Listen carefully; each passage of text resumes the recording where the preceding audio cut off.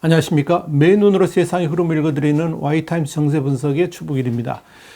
북한 김정은 위원장이 그동안 잠정적으로 중단했던 핵실험 그리고 대륙간 탄도미사일 ICBM의 시험 발사를 다시 시작할 수 있다라고 선언하고 나서서 귀추가 주목됩니다.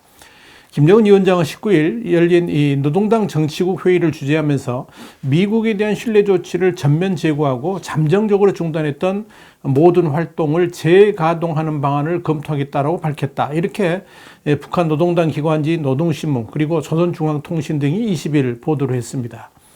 이는 지난 2018년 4월에 이 노동당 중앙위원회 전원회의에서 핵실험장을 폐기하고 핵실험 및 대륙간 탄도미사일 시험 발사를 중단하겠다고 선언한 바 있었는데 이를 4년 만에 전면적으로 폐기하고 미국을 겨냥해서 이 핵실험과 ICBM 발사를 재개하는 방안을 검토하겠다. 이런 의미입니다.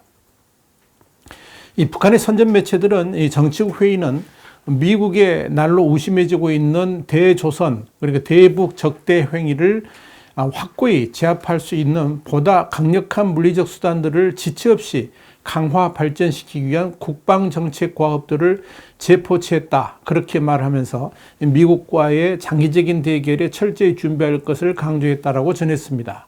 이 북한이 이렇게 핵실험과 ICBM 발사를 하지 않기로 했다고 돌연 태도를 바꾼 이유는 미국의 적대시 정책 때문입니다. 북한 선전 매체들은 정치국은 싱가포르 조미 그러니까 북미 순회회담 정상회담을 말하는 거죠. 그 이후에 우리가 조선반도 정세 완화의 대국면을 유지하기 위해서 기울인 성의 있는 노력에도 불구하고 미국의 적대시 정책과 군사적 위험은 묵과할 수 없는 위험 개선에 이르렀다고 평가했다. 이렇게 전했습니다. 그러면서 이제 국가의 존엄과 국권, 국익을 소화하기 위한 우리의 물리적인 힘을 더 믿음직하고 확실하게 다지는 실제적인 행동에 넘어가야 된다라고 결론을 했다. 그런 겁니다. 이어서 회의에서는 최근 미국이 우리 국가의 정당한 주권 행사를 부당하게 걸고 들면서 무분별하게 책동하고 있는 데 대한 자료가 통보됐다 그러면서 미국은 우리 국가를 악랄하게 중상모독하면서 무려 20여 차의 단독 제재 조치를 취하는 망동을 자행했다라고 비난을 했습니다. 우리가 이번에 중요하게 주목할 게 하나 있는데 이게 뭐냐면 북한이 스스로 핵실험과 ICBM 발사하고 관련해 가지고 모라토리움을 선언했다가 여기에 대해서 이제 폐기 선언을 한 시점을 주목해야 된다는 겁니다. 북한의 이 같은 반응은 바이든 행정부가 지난 13일 북한의 탄도미사일 발사의 첫 제재를 발표한 지 일주일 만에 나온 겁니다. 또 북한이 이런 모라토리움을 발표한 날이 조 바이든 미국 대통령 취임 1주년이 되는 날이라는 점도 주목을 할 필요가 있습니다. 결국 김정은 입장에서는 지난 1년간 미국의 새로운 행정부하고 줄다기를 해왔지만 이 지금과 같은 대화 방식으로는 북한이 원하는 것을 전혀 얻을 수 없다라고 판단을 하고 승부수를 던진 것으로 봐야 될 겁니다.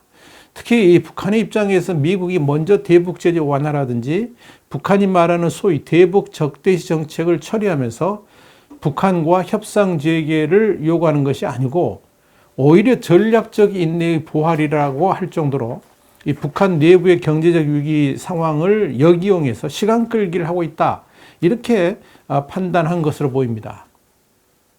그렇기 때문에 북한은 더 이상 미국의 전략적 인내를 수용할 수 없으니까 이제 결판을 내자. 그런 의미에서 이 핵실험과 ICBM 발사에 대한 모라토리움을 폐기했다 하는 의미입니다.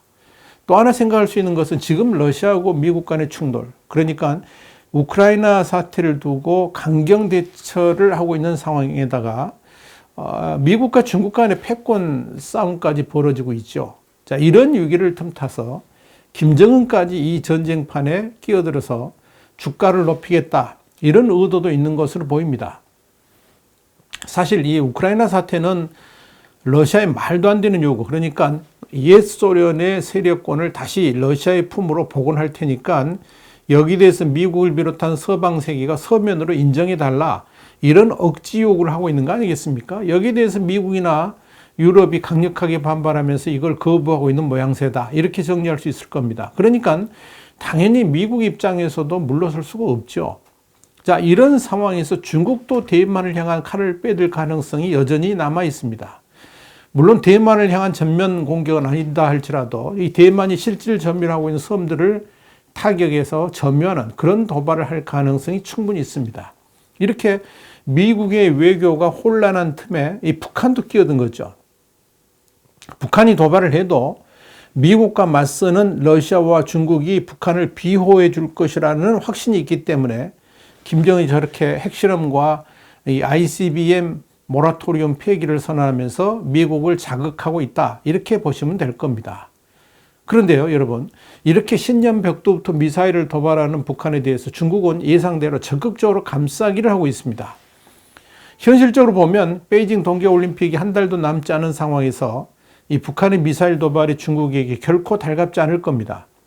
중국의 앞마당에서 위기가 조성되는 것이 이 평화로운 올림픽 축제 분위기 조성에 결코 도움이 안 되기 때문에 그런 거죠. 그럼에도 중국은 북한의 이런 행동을 비판하기보다는 감쌌습니다.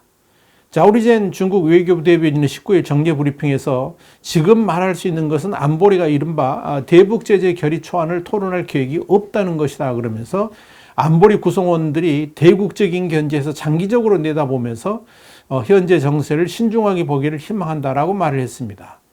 그는 이어서 이 한반도 문제와 정치적 해결 프로세스를 추진하는 데 초점을 맞춰서 중국 측의 제안을 진지하게 검토하고 정세를 안정화하기 위해 상호 신뢰를 쌓고 대화를 재개하는 데 적극적으로 노력하기를 바란다라고 주장했습니다. 여러분, 중국은 지금 북한의 도발에 대해서 제재를 추가하거나 여기에 대한 어떤 군사 대응을 하는 것에 대해서는 적극적으로 반대를 하고 있습니다. 그동안 중국은 북한이 도발할 때마다 쌍궤병진, 그러니까 비핵화하고 평화체제를 동시에 추진하자 하는 쌍궤병진 또는 쌍궤병행, 이것과 함께 대북제재 철회를 주장해왔죠. 그렇다고 중국이 실제 그런 쌍궤병진을 위해서 노력한 흔적은 전혀 보이질 않습니다. 그저 방관만 하고 있다는 의미입니다. 이 중국의 노림수는 북한의 도발로 인해 가지고 미국이 군사 행동을 하는 것을 철저하게 막는 것입니다. 그래서 이번 북한의 도발에도 북한을 거칠게 다루지 말고 외교적인 말로 외교적인 이런 행위로 풀어가자라고 주장하고 있는 겁니다. 그런데 중국의 이런 현상 유지 전략이 앞으로도 계속 통할 것인지에 대해서는 의문의 여지가 많습니다. 북한이 ICBM을 도발하고 더불어서 주한미군 그리고 주일 미군 기지를 공격할 수 있는 미사일들을 계속 시험 발사를 하면서 미국을 자극한다 그러면 미국 입장에서는 미군을 보호하기 위해서 중국이 전략적 위협이라고 주장했던 사드, 그러니까 고고도 미사일 방어 체계보다 훨씬 더 강력한 공격과 방어 수단이 한국에 배치될 수도 있다 하는 겁니다. 그러니까 여러분, 마하10의 극초음속 미사일, 변칙적으로 비행해가지고 요격이 어려운 순항 미사일, 소형화된 전술핵 등을 북한이 실전 배치라도 한다 그러면 미국 입장에서는 당연히 여기에 대응하는 첨단 무기 도입을 할 수밖에 없다 하는 얘기죠. 또한 북한이 실제로 ICBM을 태평양을 향해서 발사한다 그러면 미국은 진짜로 북한에 대한 군사 대응을 고려할 수도 있을 겁니다. 이번 북한의 극초음속 미사일 발사에 대해서 미국이 실제로 이에 대한 대응 타격을 준비했다는 점을 간과해서는 안 될 겁니다. 결국 중국이 북한을 그저 감싸면서 옹호하기만 하는 동안에 이 북한의 위협이 레드라인을 넘는다고 미국이 판단하게 되면 중국의 앞마당인 한반도는 이 베이징 당국이 기대하고는 전혀 다르게 흘러갈 수도 있다 하는 그런 의미입니다. 이런 북한의 잇따른 미사일 발사를 지켜보는 미국의 대응도 심상치가 않습니다.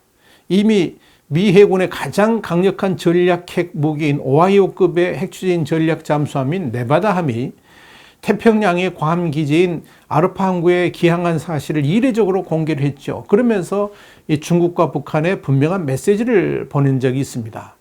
그럼 미국은 최근 북한의 일단 이 미사일 발사를 공격이라고 규정을 했습니다. 그러면서 대북 제재를 논의하기 위한 유엔 안전보장이사의 소집을 요청한 겁니다.